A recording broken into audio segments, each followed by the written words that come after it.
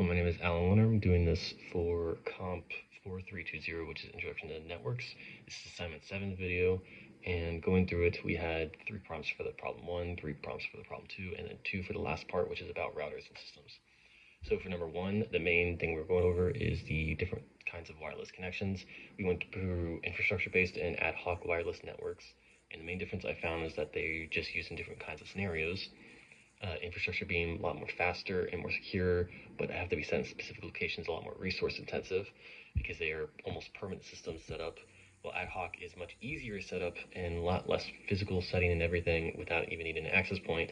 The problem is that they're very temporary and less secure, etc., etc. Mobile devices often get moved from one base station to another because of how often they are to move in place. So ad hoc is usually used for those types of things, and also for like the mobile like bases that are constantly moving. So I saw the militaries mostly use ad hocs for that sort of thing. A handoff occurs when a signal is being worse, and a base station helps reroute the device's connection from one to another, and that is much closer and able to get a stronger connection with it. This usually has IPs moved over, and if one device is previously already taken, they try to take the old IP that they had when they switch over, but if they're not able to, they are given a new IP. When the system that has all the ones that are open. Path loss occurs over long distances as connections slowly disperse, making them weaker. Interference comes from other networks and connections, sort of like equal out against each other. And the last one was a multi-path propagation, which also affects connections by different paths being taken. So 2 signals are sent out and they slowly go to different directions. One will bounce off something and get there a lot sooner than the other. This causes like this sent at the exact same time, but one gets there faster and causes different delays and everything between them. So for what I found to like mitigate a bunch of these effects, found usually use directional antennae for directional channel allocation, frequency hopping to avoid the interference, and rake receivers in order to help the multi-path propagation parts individually. For part 2, CSMA uses algorithms to avoid collisions. CDMA allows for multiple transmissions on the same connections. Efficiency-wise, CSMA is good because less effective with more users on it, as there's much more traffic to have to deal with. But CDMA is average, but better overall on huger scales because of how much more traffic it is made to take and how much more it takes before it starts degrading over time. And reliability varies for both, but CSMA is very open to vulnerabilities and has poor scalability due to the collisions and everything that can still occur. Well, CDMA does not really have this many things. It's more made for the bigger scales. It is much more long-term before it starts having any sort of big problems. CSMA uses RTS, CTS handshaking to reserve lines, which is basically grabbing one line from it and not letting anything else go into it, while this restricts one side and doesn't really allow collisions as many. In the scenario that we were given, I would use CSMA just because it was more simpler network connection, much more efficient, would still try to avoid as many collisions as it could, and wouldn't need quite as many resources to put everything together. Part 3, CDMA gives each connection a unique chip code for translating and used for decoding back on the receiver side. After being converted through the signals, an increase and spread on higher frequency transmissions before being received and having the reverse done through the decoder parts in order to translate them across them, because when they're doing this, they're sending multiple into one line, and to make sure they don't interfere with each other, they're transmitted through these different code parts before being put together, sent through, and then decoded on the other side to be not interfere with each other at all. Because of this high frequency, multiple signals are able to be sent and received in the same line, and managed to allow for multiple connections through all of this. Orthogonal code that would allow all of this to happen as they kind of like even out with each other, so we could still be like, oh, we know 2 messages were sent, so we can basically take the difference between both of them when they even out across each other to 0. From the one given, it was like the example I gave was like 1, -1, -1, 1, and -1, 1, 1, 1. So those even out to 0, 0, 0, and 2 It easily tells us that we're going across the binary 1. Problem 2, going through Wi-Fi connections and cellular. Basic architecture for Wi-Fi networks usually use the BSS basic service sets, which has multiple wireless stations that all connect back to one access point. Although an access point is not required, it is what allows the networks to connect with other basic service sets and to the entirety of the internet as a whole. Without that access point, that would be a ad hoc or an independent network, since it would by itself not be connecting with all these other networks. It'd be more cut off. Active scanning has constant searches out to find active access points. Passive listens for the requests.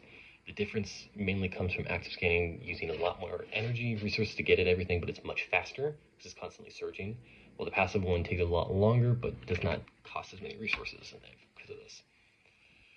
RTS and BSS, as previously mentioned, would be very useful for the scenario that we're given over the active video call, as it would keep access control over the network, and it would help reserve lines that would be like under control and steady across them without having other collisions take over and create problems.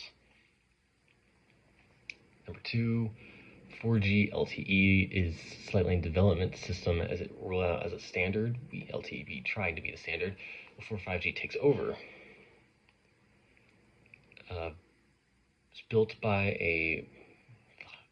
user equipment, which is the devices that we're all able to use to communicate, as they need to be programmed and built with the ability to do this sort of thing with these new connections.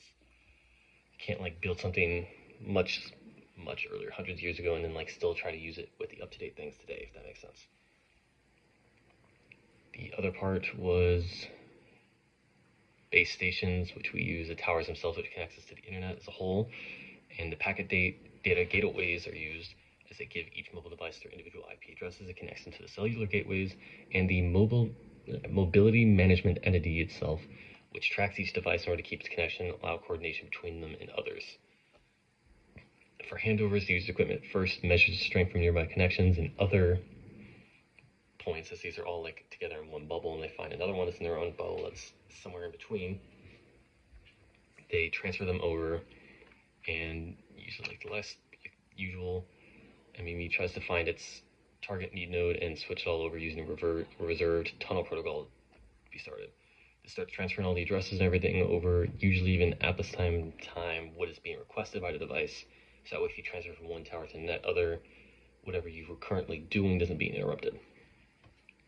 And they just get the new information from the other tower.